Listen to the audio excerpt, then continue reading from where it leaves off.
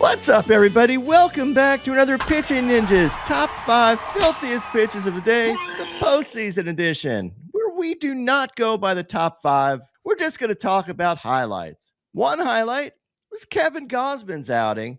He had these wicked splitters, picked up 6 Ks in 6 2/3 innings. He did give up 3 runs, but 2 run solo home runs. Did they count, Will?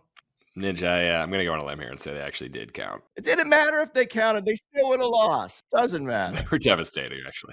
But at one point he retired. How many in a row, Will? It was like 16. He was pitching really well. And, it's just one of those things. Solo home runs sometimes will get you. And my pitcher of the day, is there any doubt?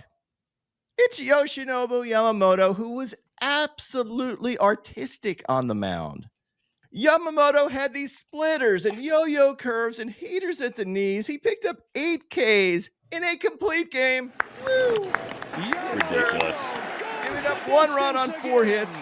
And check out his command here. Just keep your eye on Will Smith's glove and watch how many times he also gives a glove point back to Yamamoto saying, that's a great pitch.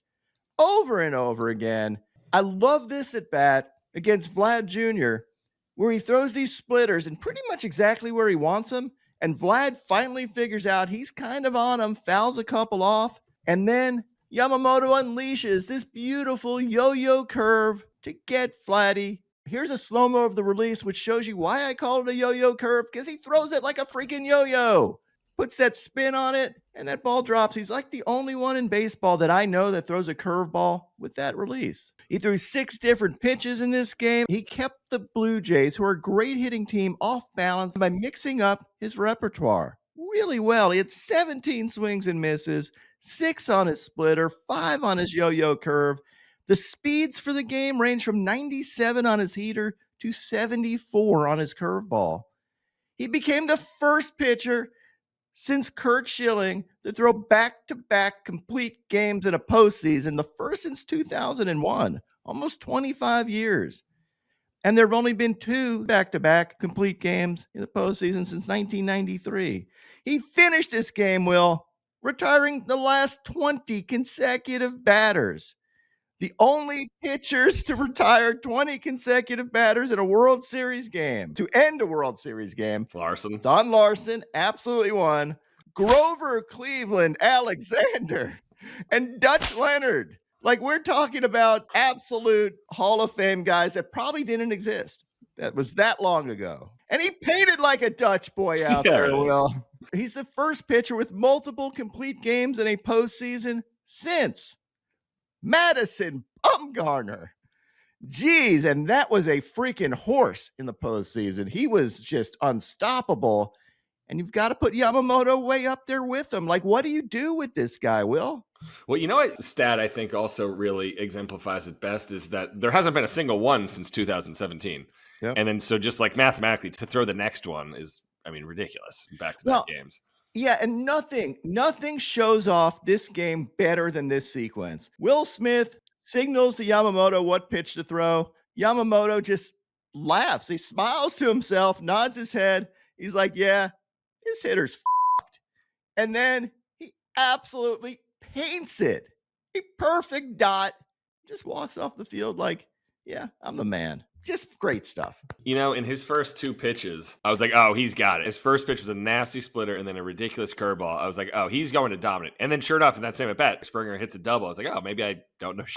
But then I was not incorrect because he was just snapping everything in there. Just absolutely dialed in. It's so much fun to watch when a pitcher does that. Someone made a comparison between Roy Halladay and Yamamoto, just the ability to keep hitters off balance with multiple pitches that he paints.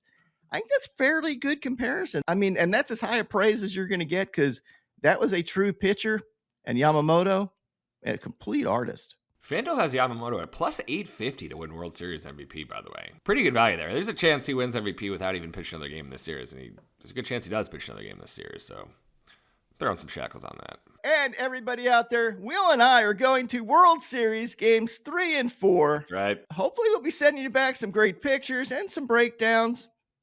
If Will's not drunk the whole time. That's right. Problem on these trips. No promises. But Ninja, we're kicking off the corner with a Max Muncy meat missile, Oppo Taco insurance run in a tight game. And Muncy still doing his damn thing. Remember he hit the World Series walk-off homer in 2018? Well, he's the only guy in the lineup still from that team. Muncy just might look like your local butcher, but he just stays smashing solo seeds when the squad needs it the most. But the dog of the day goes to Will Smith. Keep my name out your fucking mouth! Because he bitch slapped his game-winning homer, and he sort of goes under the radar a little because he's not the sexiest slugger on the team, but he's a champion for a reason. And he's got the Dong crown today for walloping this game winner, and that's your Dong of the day. The other thing, Will, that I don't want to fly under the radar with Will Smith is he called a fantastic game yesterday. Like, he was great. If you watch his targets and how Yamamoto was nailing them, like, they were on the same page the whole night. This was a lot of fun to watch, and he deserves credit for that. And now my pitching is a moment of zen. What was Colonel Sanders doing in the stands? I assume it was a marketing job by them, but I really hope it wasn't. I hope that guy is just chilling. Looking for chicken? Like, gonna fry somebody? Get it where you can find it, man.